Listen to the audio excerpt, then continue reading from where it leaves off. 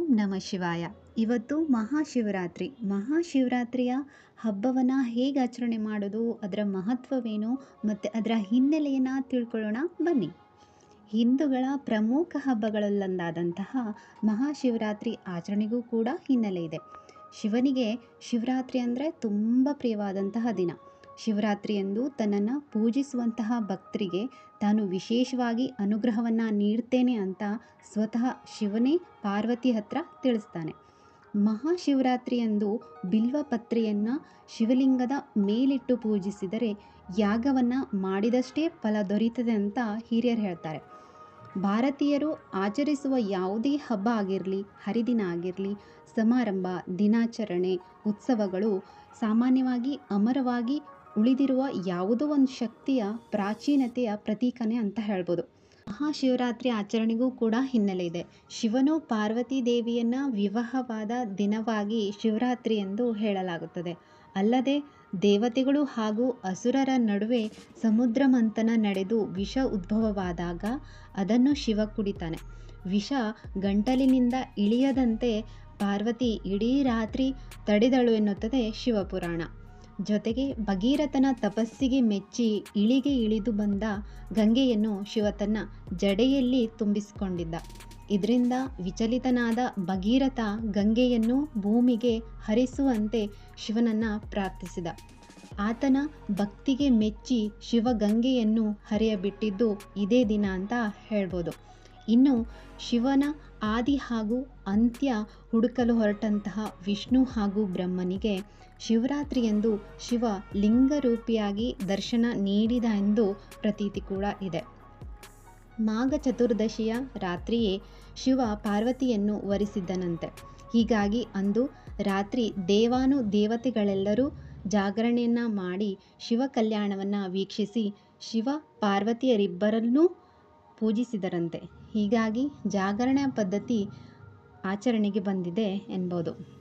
ಪ್ರತಿ ಸಂವತ್ಸರದಲ್ಲಿ ಶಿಶಿರ ಋತುವಿನ ಮಾಘ ಮಾಸದ ಕೃಷ್ಣ ಪಕ್ಷ ಚತುರ್ದಶಿಯಂದು ರಾತ್ರಿ ವೇಳೆಯಲ್ಲಿ ಶಿವ ಪಾರ್ವತಿ ಜೊತೆಯಲ್ಲಿ ಭೂಮಿಯಲ್ಲಿ ಸಂಚರಿಸುತ್ತಾ ಎಲ್ಲ ಸ್ಥಾವರ ಜಂಗಮ ಲಿಂಗಗಳಲ್ಲಿ ಸಂಕ್ರಮಣಗೊಳ್ಳುತ್ತಾನೆ.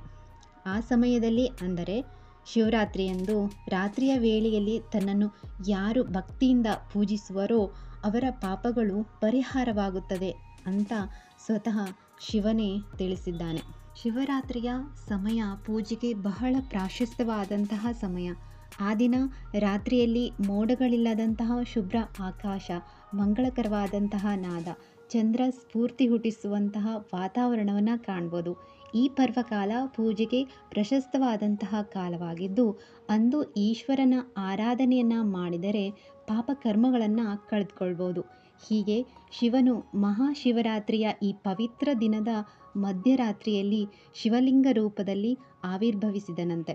ಹಿಂದೂಗಳಿಗೆ ಪ್ರಮುಖವಾಗಿ ಶಿವಭಕ್ತರಿಗೆ ಮಹಾಶಿವರಾತ್ರಿ ಉಪವಾಸದ ದಿನವಾದರೂ ಅದು ಹಬ್ಬದ ಸಡಗರ ಮನೆಯನ್ನು ಮಾಡ್ತದೆ. ಅಂದು ಪ್ರಾತಃ ಕಾಲದಲ್ಲಿಯೇ ಎದ್ದು ಸ್ನಾನವನ್ನು ಮಾಡಿ ಮಡಿವಸ್ತ್ರವನ್ನು ತೊಟ್ಟು ಉಪವಾಸವಿದ್ದು ಶಿವ ದೇವಾಲಯಗಳಿಗೆ ತೆರಳಿ ಶಿವಾರ್ಚನೆಯನ್ನು ಮಾಡಿದರೆ ಮತ್ತು ರಾತ್ರಿ ಇಡೀ ಜಾಗರಣೆಯನ್ನು ಮಾಡಿ ಶಿವಪೂಜೆಯನ್ನು ಮಾಡಿದರೆ ಎಲ್ಲ ಕಷ್ಟಗಳು ಪರಿಹಾರವಾಗಿ ಸುಖ, ಶಾಂತಿ, ಸಂಪತ್ತು ಲಭಿಸುತ್ತದೆ, ಪಾಪ ಪರಿಹಾರವಾಗುತ್ತದೆ ಎಂಬ ನಂಬಿಕೆ ಕೂಡ ಇದೆ. ಸಾಮಾನ್ಯವಾಗಿ ಎಲ್ಲ ಶಿವ ದೇವಾಲಯಗಳಲ್ಲೂ ರಾತ್ರಿ ಇಡೀ ಗಂಗಾ ಜಲಾಭಿಷೇಕ, ಪಂಚಾಮೃತಾಭಿಷೇಕ ನಡೆಯುತ್ತದೆ. ಗೋರೋಚನ, ವಿಭೂತಿ ಹಾಗೂ ರುದ್ರಾಕ್ಷಿ ಮಾಲೆಯಿಂದ ಶಿವಲಿಂಗವನ್ನು ಅಲಂಕರಿಸಲಾಗುತ್ತದೆ. ಪುಷ್ಪಗಳಿಂದ ಹಾಗೂ ಬಿಲ್ವಪತ್ರೆಯಿಂದ ವಿಶೇಷ ಅಲಂಕಾರದೊಂದಿಗೆ ಪೂಜಾ ಕೈಂಕರ್ಯಗಳು ನಡೆಯುತ್ತದೆ. ಮಹಾಶಿವರಾತ್ರಿಯಂದು ಬಿಲ್ವಪತ್ರೆಯನ್ನು ಶಿವಲಿಂಗದ ಮೇಲಿಟ್ಟು ಪೂಜಿಸಿದರೆ ಯಾಗವನ್ನು ಮಾಡಿದಷ್ಟೇ ಫಲ ದೊರೆಯುತ್ತದೆ. ಶಿವರಾತ್ರಿ ಆಚರಣೆಗೆ ವೈಜ್ಞಾನಿಕ ಕಾರಣಗಳು ಕೂಡ ಇವೆ. ಸೂರ್ಯ ಮತ್ತು ಚಂದ್ರರ ಚಲನೆಯಿಂದಾಗುವ ಎಲ್ಲ ಕಾಲ ವ್ಯತ್ಯಾಸಕ್ಕೆ ನಮ್ಮ ದೇಹ ಹೊಂದಿಕೊಳ್ಳಬೇಕಾಗ್ತದೆ. ಈ ನಿಟ್ಟಿನಲ್ಲಿ ಈ ಹಬ್ಬದ ಆಚರಣೆ ಮುಖ್ಯವಾಗಿದೆ. ಈ ಸಮಯದಲ್ಲಿ ಚಳಿಗಾಲವು ಮುಗಿದು ಬೇಸಿಗೆ ಕಾಲವು ಪ್ರಾರಂಭಗೊಳ್ಳುವುದು. ಅಂದರೆ ಈ ದಿನದಂದು ಚಳಿಗಾಲ ಉತ್ತುಂಗದಲ್ಲಿದ್ದು ಕೃಷ್ಣ ಪಕ್ಷದ ಕೊನೆಯ ದಿನವೂ ಆಗಿರುತ್ತದೆ. ಈ ದಿನದಲ್ಲಿ ಸೂರ್ಯನ ಶಾಖ ಕಡಿಮೆಯಾಗಿರುತ್ತದೆ ಮತ್ತು ಚಂದ್ರನ ಪ್ರಕಾಶವೂ ಕ್ಷೀಣಿಸುತ್ತಿರುತ್ತದೆ. ನಮ್ಮ ಪೂರ್ವಜರು ಇದನ್ನೆಲ್ಲ ಅರಿತೇ ಹಬ್ಬ ಹರಿದಿನಗಳನ್ನು ಆಚರಿಸುತ್ತಿದ್ದರು. ಇನ್ನು ಈ ದಿನದಂದು ನಾವು ಮಾಡುವಂತಹ ಶಿವನ ಪೂಜೆ, ಉಪವಾಸಗಳು ನಮಗೆ ತುಂಬ ಉಪಯುಕ್ತ. ಅಂದು ಪರಶಿವನಿಗೆ ನೀರಿನ ಅಭಿಷೇಕ ಮತ್ತು ಬಿಲ್ವಪತ್ರೆಯ ಪೂಜೆ ಮಾಡುತ್ತೇವೆ. ಬಿಲ್ವಪತ್ರೆಯಲ್ಲಿ ಉಸಿರಾಟದ ತೊಂದರೆ ನಿವಾರಣೆ ಆಗುವಂತಹ ಗುಣವಿದೆ. ಶಿವಲಿಂಗವು ಕಲ್ಲಿನದಾಗಿದ್ದು ಅದರ ಮೇಲೆ ನೀರನ್ನು ಸುರಿಯುವುದರಿಂದ ಬಹಳಷ್ಟು ಶಕ್ತಿ ಹೊರಹೊಮ್ಮುತ್ತದೆ ಎಂದು ವಿಶಿಷ್ಟ ಉಲ್ಲೇಖವಿದೆ.